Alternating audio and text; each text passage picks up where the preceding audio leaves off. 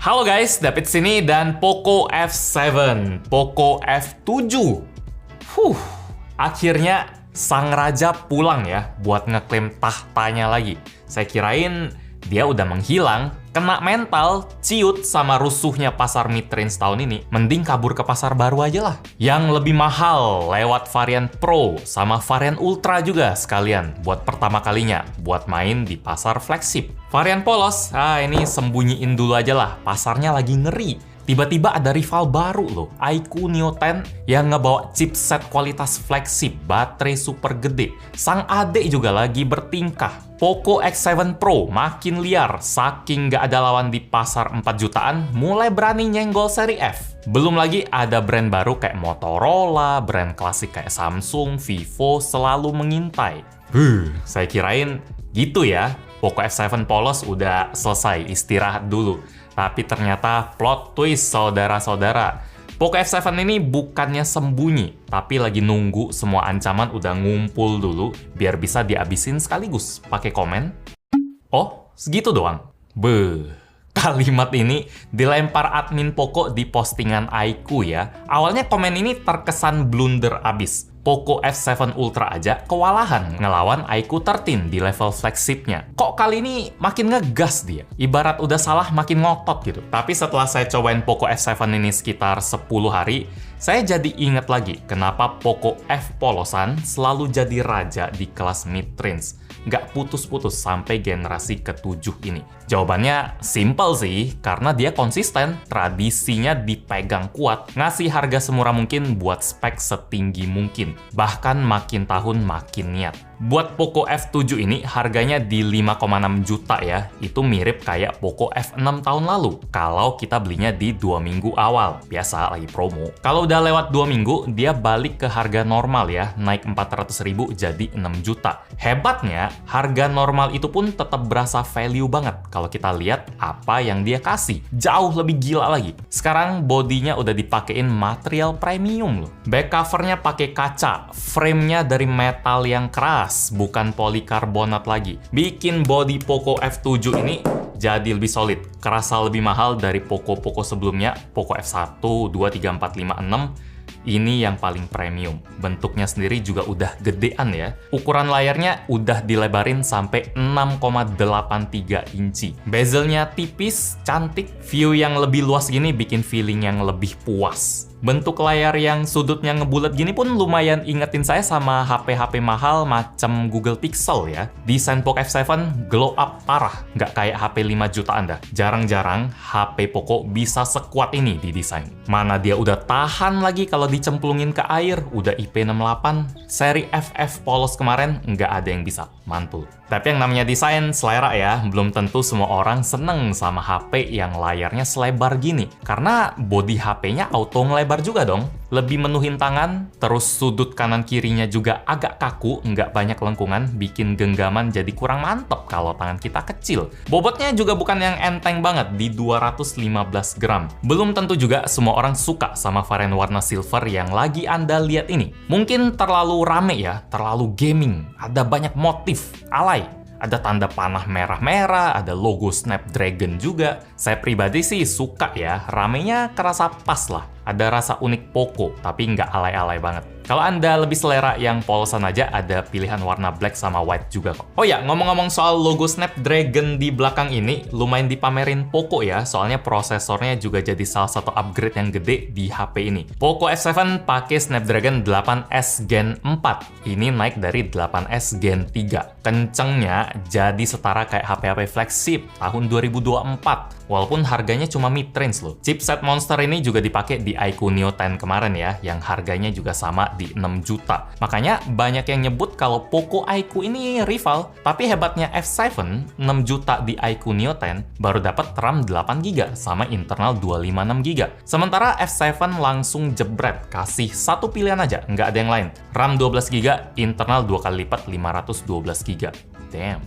Buat performanya sih mirip ya, skor benchmark Antutu di Poco F7 ini bisa dapat antara 1,8 juta poin kalau kita set di mode balance, sampai 2 juta poin kalau kita pakai mode performance. Kenceng abis. Main game enteng kayak MLBB ya udah macam aja lah. 120 FPS udah pasti rata, aman, nggak ada masalah sama sekali. Tapi sayangnya, di game berat kayak Genshin Impact setting highest, HP udah mode performance, FPS tetap keriting ya, naik turun. Gejolak dari 40 ke 60 FPS, bolak-balik PP 40, 60, 40, 60, nggak ada garis yang konsisten rata. Ini mirip kayak performa Aiku kemarin sih, di MLBB bisa rata, tapi di Genshin sama-sama nggak kuat, nggak ada yang bisa stabil di 60 FPS. Ujung-ujungnya turun semua. Oh ya, kondisi kami ngetes Genshin-nya di map yang baru dan battle terus. Jadi lumayan tinggi lah demand-nya. Hasil yang kompak kayak gini kayaknya sama-sama karena dia keteteran oleh suhu panas 8S Gen 4 ya. Buat Poco F7 paling berasanya di bagian depan, bagian yang kena jempol.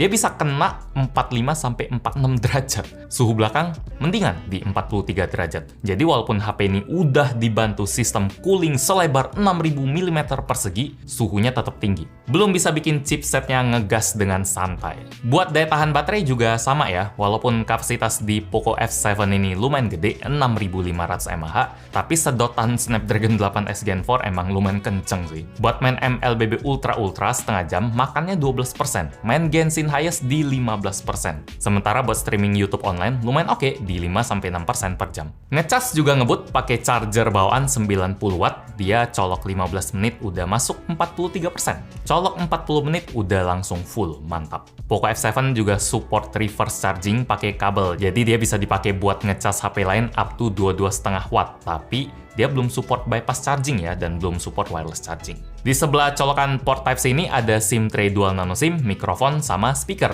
Di kanan ada tombol power dan volume, di atas ada mikrofon lagi, di kiri dia polosan aja, dan di belakang ada infrared blaster, LED flash, dan kamera, yang nanti kita lihat hasilnya. Kita balik ke depan dulu buat ngebahas layarnya yang B aja ya. Bagus aja. Mungkin ya jadi biasa aja karena bagian lain itu udah wow. Soalnya layar Poco F7 ini udah bagus. Dia ya gede tadi, selera 6,83 inci, resolusinya tajam 1,5K, refresh rate-nya udah standar pasar buat mid-range di 120 Hz yang bisa naik turun dari 60 sampai 120 Hz. Dia bisa turun ke 30 Hz, tapi di situasi tertentu yang sangat spesifik kayak nunjukin always on display gitu. Brightness-nya juga udah terang, udah enak dipakai outdoor, ditembakin sinar matahari juga tetap bisa kelihatan jelas. Kaca Corning Gorilla Glass 7 Eye-nya juga udah bagus, tapi ini udah umum juga dipakai di HP-HP 5 jutaan. Jadi soal display, B aja, bagus aja, cuma nggak sespesial yang lain. Standarnya udah tinggi sih Poco ini. Yang saya salut sih buat Poco F7 ini, dia dijanjiin bakal dapetin update OS sampai 4 tahun ke depan, security patch sampai 6 tahun ke depan. Itu dijagainnya lumayan lama sih. Mulainya juga tentu aja dari HyperOS 2 yang baru ya, Android 15. Dan soal software, ada yang unik sih. Selama saya pakai, saya belum nemu iklan loh. Di aplikasi bawaan Poco tentunya. Aplikasi tema bersih, musik bersih, file bersih. Tempat-tempat biasanya iklan nongkrong belum ada di sini. Agak nggak masuk akal sih, soalnya HP Poco yang se-value ini bisa bebas iklan. Tapi saya juga nggak berani jamin kalau kedepannya bakal bebas iklan terus ya. Soalnya bisa aja tiba-tiba orang Poco tekan satu tombol di markasnya buat langsung slipin, deploy semua pasukan iklan ke semua Poco F7. Bisa aja kan? Dulu soalnya mereka bisa narik semua iklan dari Poco F7 Ultra. Pas awal pakai ada, terus tiba-tiba hilang semua. Kebalikannya ya tentu bisa diatur Poco juga. Tapi semoga enggak. Lanjut ke kamera. Poco F7 pakai sistem 2 kamera belakang ya. Kamera utama 50 megapiksel dengan OIS dan kamera ultrawide 8 megapiksel. Kamera selfie-nya 20 megapiksel. Fotonya bagus. Saya suka sama detail foto dari kamera utamanya. Mau siang, mau indoor, malam, ketajaman fotonya pas. Kalau kita zoom 2 kali juga hebat loh, masih detail, walaupun nggak ada kamera khusus zoom ya. Warna fotonya juga kerasa natural. Di langit Jakarta yang lagi abu-abu terus selama seminggu terakhir, fotonya juga kayak gitu, langitnya nggak sebiru itu. HP-nya nggak berusaha palsuin suasana. Kalau malam, warna lampunya tetap bisa ditangkap dengan baik juga. Warnanya tetap keluar sesuai aslinya, nggak jadi puder. Saya suka kamera Poco F7.